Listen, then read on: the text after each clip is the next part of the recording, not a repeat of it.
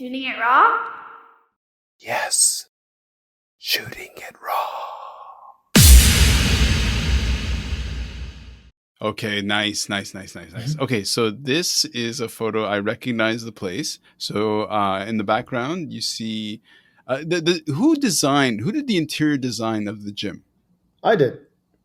You have a great eye. Like it's really I really appreciate it. So Thanks, man. the mats are like 18% gray if you're into photography. On the wall is also it's mats against the wall. They have the red and white logo of BUDO Jiu-Jitsu.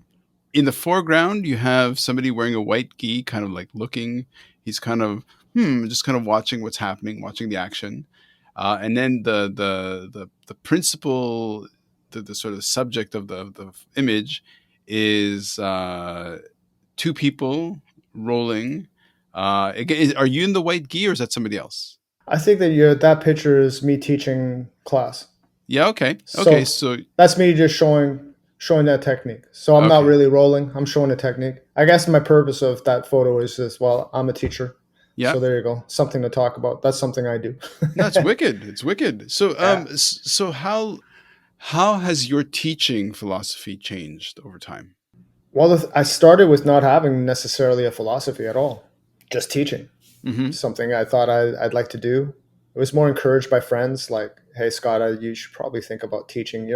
I had a day job and, it was just, I'm like, okay, that's good advice and I'll give it a shot. So I dove head first and started teaching, not necessarily knowing who I am as an instructor necessarily, but just knowing that I love martial arts and that's what I'm going to teach. And I'm going to teach it in the way that it was taught to me. Okay. So that was my initial approach. And then of course you learn about yourself and you bring in your personality and your own beliefs and that kind of branched off into my own style of teaching. Mm-hmm. Yeah, that's it. Mm-hmm. So at the gym, how many instructors are there? Right now we have 1, 2, 3. Okay, nice. Yeah. 3 plus me, so 4 in total. Okay. Yeah. Is it only jiu-jitsu or is there MMA and other stuff? The gym, I lease out the space for kickboxing and Muay Thai. I have nothing to do with it. Okay. My BUDO is really all about jiu-jitsu. And so was there ever a situation like where you were teaching that really surprised you? It will surprise you, but that it could have been like a really bad situation. It could have been a really great situation, where it's just like, oh, yeah, there's the occasional, this is very rare. Sometimes you'll have one guy coming into the gym, just wants to get away from life and just roll and not, just want to be very technical. While the other guy's like, geez, I want to challenge someone. Mm-hmm. Okay. And you get these clashing situations, which are interesting. They're very interesting to me because they get into a thing, right? They get into a little like, oh, what the hell? What are you doing? There's an opportunity to discuss jiu-jitsu and how complicated it is and how it's important to be aware of other people, not just yourself. You can't be selfish in jiu-jitsu. You got to really be aware, especially if you're going to your gym where it's your team, because everyone is there for a different reason. Mm-hmm.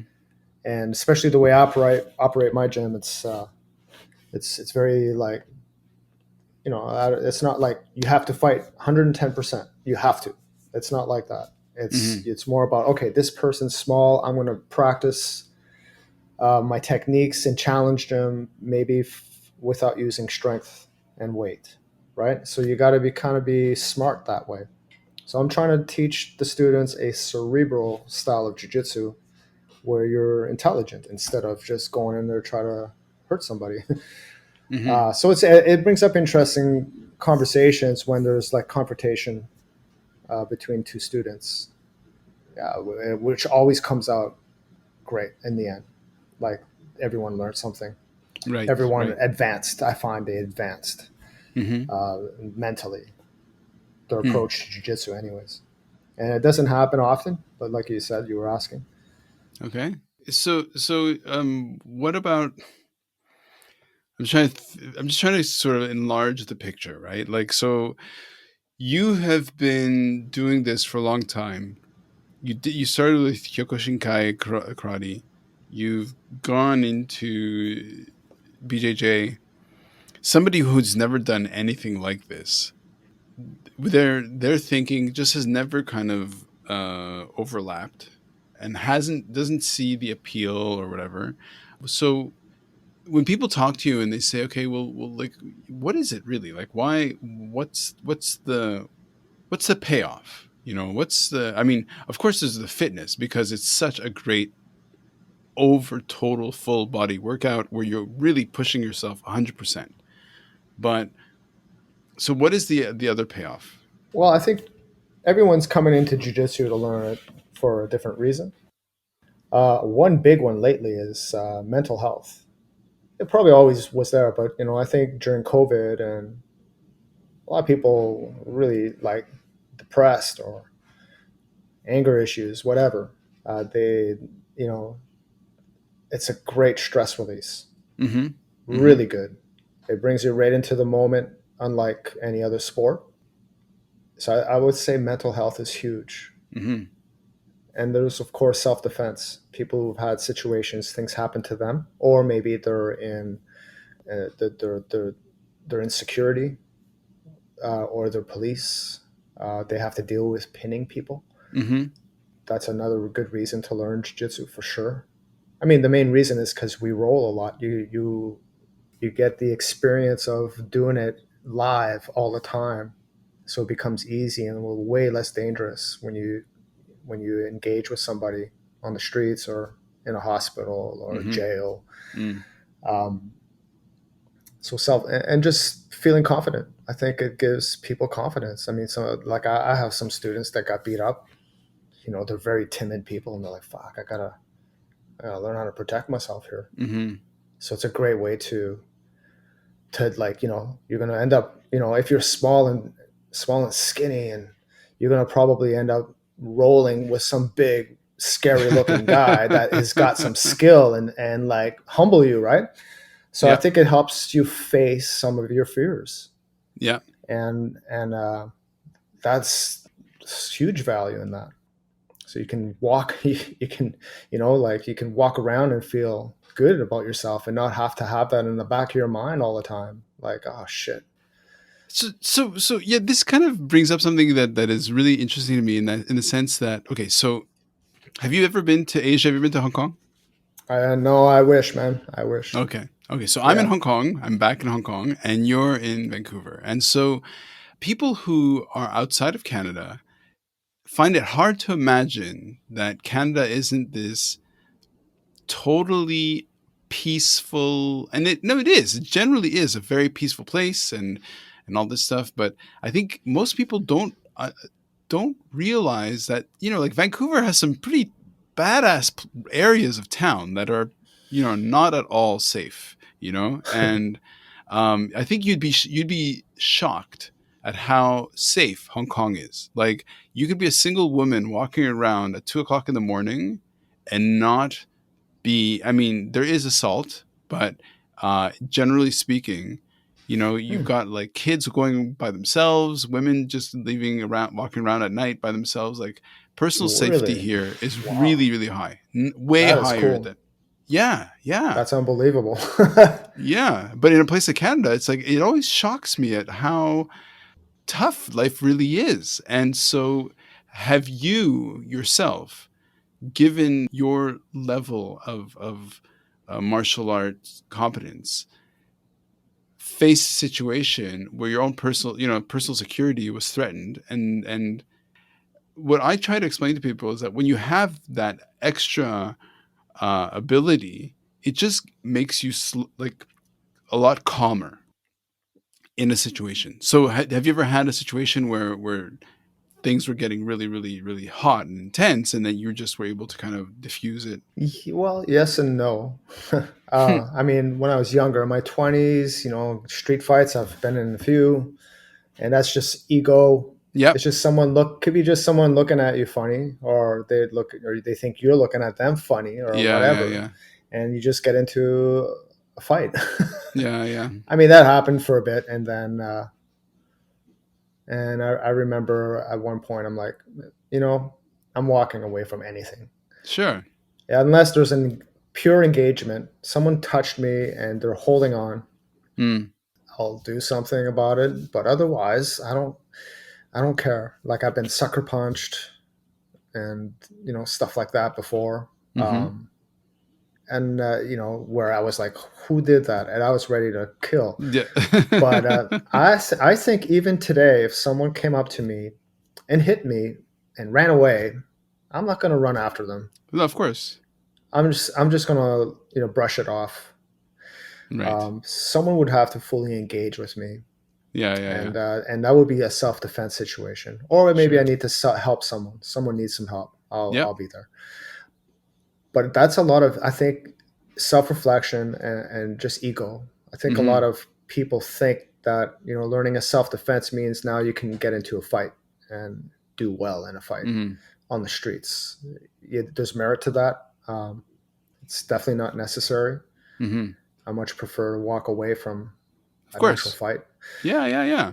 Confrontation, I don't encourage it at all. Although I've been through a few situations, but I've grown quite a bit since. Mm-hmm.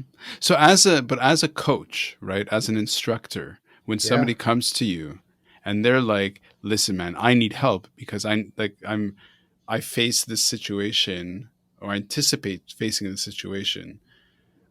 How do you provide that coaching for them so that they feel like empowered to not have to escalate the situation or how to walk away or whatever it is? Like, how do you communicate with students, or have yeah, you communicated in the yeah. past? I do. I give them my story, like I just told you right now. I tell Mm-hmm. them what I've gone through, and I tell them the reason with themselves. Use their brains. Emotions sometimes can really lead you to bad places. So Mm. I think it's a lot. It's just better to be smart about it, discuss it with somebody, like if they have problems with their confidence. But I think most of my students that have trained with me for a little while now, if when we get into these type of discussions, they never fear confrontation at that point. I mean, they're constantly fighting in the gym. Mm-hmm, it's mm-hmm, mm-hmm. it's like not on your mind. It's like if someone approached them to fight, they'd be probably like, shit, man, I'm tired, I just trained, like, leave me alone. They're just yeah, yeah, I'm yeah, like, I just fought for about 2 hours, just leave me alone. yeah. Right, but I think for a beginner, like someone who's new, yeah, these discussions are really interesting because they don't know what kind of confidence they're about to learn. Right. They don't know what that's like, but it's gonna happen naturally. Yeah. It's not something that I can coach someone to do. It's just the confidence comes a little bit by itself. Mm-hmm. And in the meantime, all I can do is explain what I've gone through and with my situations, and just encourage them to be smart and aware of what's happening. Nice. Yeah, So, Scott, I mean, I really appreciate your time and look, as we're talking, I'm looking at the photo of you teaching these moves within your class. Is there a plan for the? Because I mean, in terms of like how COVID has hit the gym and all this stuff, but like, what's the plan for the next little bit? Other than your partnership with, is it Northwest? yeah. Well, I think my plan is to. I'm going to definitely expand on what I'm teaching to the students. This is, I mean, I know you said besides Northwest, but bringing in Northwest is one of the benefits we're going to have. Is Brian has a curriculum that he uses that he calls the Basic 48. It's based on a lot of all the positions Mm-hmm. and with a series of moves and techniques that I'm going to start teaching the students. And now I have my own program, and I'm going to try to move mine around a little bit. So I got a lot of things to do to, because you see the Basic 48, what Brian has kind of fits like in the middle. It's Mm-hmm. like a few transitions to submissions and stuff like that, sweeps, and I'm going to do something for the raw beginner, but it's not just for beginners. It's more based on mechanics. Right. It's like transitions, short transitions, based on singular techniques like an armbar, Hmm. an omoplata, how to do just the omoplata, and retention, especially like guard retention. I mean, Right. those are lessons that need to be taught at a very basic level. So developing my programs, like, I have a pretty big program right now that I use to teach the students, and I think I'm going to work pretty hard on making it better. Great. Yeah. Yeah, that's it. Thanks, Scott. Hey, no problem, man. So let's just end by you promoting the website. Then people can come check you out in Vancouver. So Oh, what's the website? BUDOJujitsuTeam.com. Wicked. Yeah, man. Thank you. Thank you, man. Oh, okay. Can I take a selfie with you? Is that cool? Sure. How do Yeah. you do that? Like this. Like, hold on. Do you see yourself? I only see the mic. You only see the Yeah, mic's in the way. no, it's fine. It's fine. It's fine. I don't need to see myself.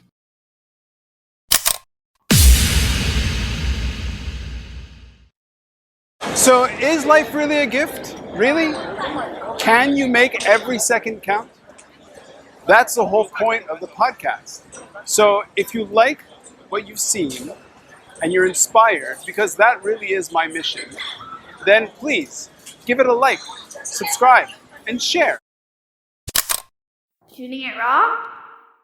Yes, shooting it raw.